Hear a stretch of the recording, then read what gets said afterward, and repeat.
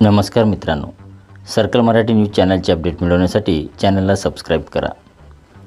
लाडकी बहीण योजनेचे पैसे जमा झालेत की नाही, कसे चेक कराल जाणून घ्या। लाडकी बहीण योजनेअंतर्गत जर तुमचे बँक अकाउंट आणि आधार कार्ड लिंक असेल तरच पैसे जमा होणार आहेत।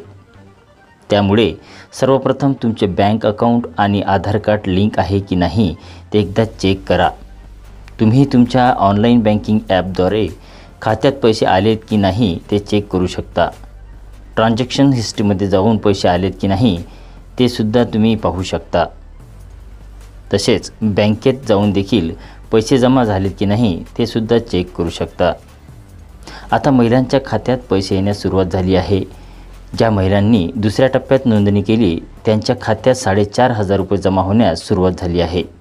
जुलै, ऑगस्ट आणि सप्टेंबर महिन्याचे पैसे महिलांच्या अकाउंटला जमा होत आहेत। त्यामुळे आता ज्या महिलांनी पहिल्या टप्प्यात फॉर्म भरलेत त्यांच्याही अकाउंटला लवकरच 1,500 रुपये जमा होणार आहेत। मुख्यमंत्री माझी लाडकी बहीण योजनेअंतर्गत दुसऱ्या टप्प्यामध्ये तब्बल 2,31,294 नवीन महिलांनी अर्ज केले आहेत।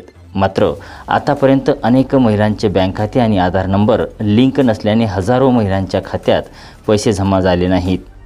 त्यामुळे महिलांनी लवकरात लवकर बँक अकाउंट आणि आधार नंबर लिंक करावेत।